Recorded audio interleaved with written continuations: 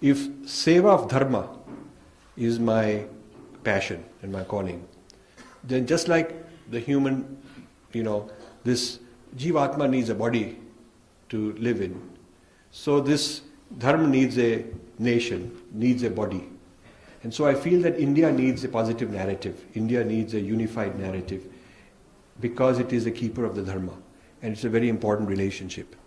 So while my goal is the dharma, the idea of protecting the interests of India is like a means to an end, not an end in itself. And even further removed is politics. I think the politics is only a vehicle to protecting dharma and the nation.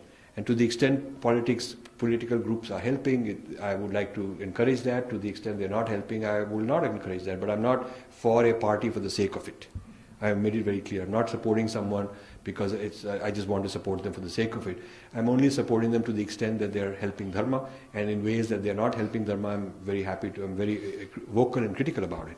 So my feeling is that India, and I published a blog on first post yesterday, that there are two competing narratives of India. One is a unified civilization, and the other is fragments, clashing fragments.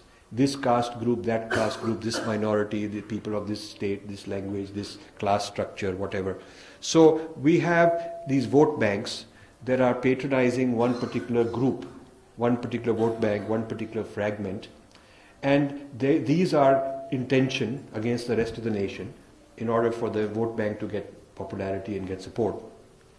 And my book, Breaking India, which came out in 2011, about 4 years ago now, gives a huge amount of data on how these fragments are now working with foreign nexuses. There's church, which has its fragments. There's Maoists somewhere, they have fragments here. There's people in Pakistan, they got their fragments. So there's all kind of foreign nexuses with their fragments in India, and these people are working together. And the book Breaking India says this is an intellectual breakup, a kind of identity breakup of India. And this is very dangerous because once people have a sense of history that I'm not Indian, or I shouldn't be Indian, or the rest of the Indians have harmed me, my ancestors were oppressed by them, we are being oppressed by them, then it doesn't take much to go from there into violence, into separatism and so on. So this business of, we have two competing narratives, the narrative of fragments and the narrative of nation. We have one group of forces which are breaking India forces. That is clear. And they are well identified. Barack Obama, who scolded India for human rights and religion and all that, was briefed and encouraged to do so by the US Commission on International Religious Freedom, USCIRF, a group that I have studied for over a decade. I have written about them. I have critiqued their annual report on human rights of India every year. They write a report, I write a critique. And but Indian government should be doing that. When they write a human rights critique of China, within 1 or 2 weeks they give them a 200-page rejoinder, because they have their own thinkers. But we don't have our people doing that. So who is the caretaker of this? Our government didn't even anticipate that he will say something like this. It would have been clear because every president is briefed by 4 or 5 vested interest special think tanks when he goes. So this is a predictable topic that every president will be briefed on. And it should not have come as a surprise. We should not have been dazed, oh, why did he do it and all that.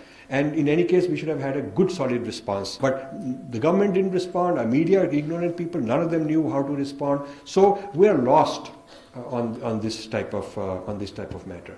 This tells me that the Breaking India forces are there, they are getting stronger. Whether they are reincarnated in body X or Y, they are there. The question I want to leave with you is, who is at a government level really managing the national narrative of unity? Who? Is it the religious people? Is it the political people? Who? Academics are themselves lost. Media people are just, many of them are just jokers. They're just not very smart. And so who's going to do this? This is troubling to me. This is troubling to me. Because I think BJP got an amazing chance. But I think it should not take it for granted.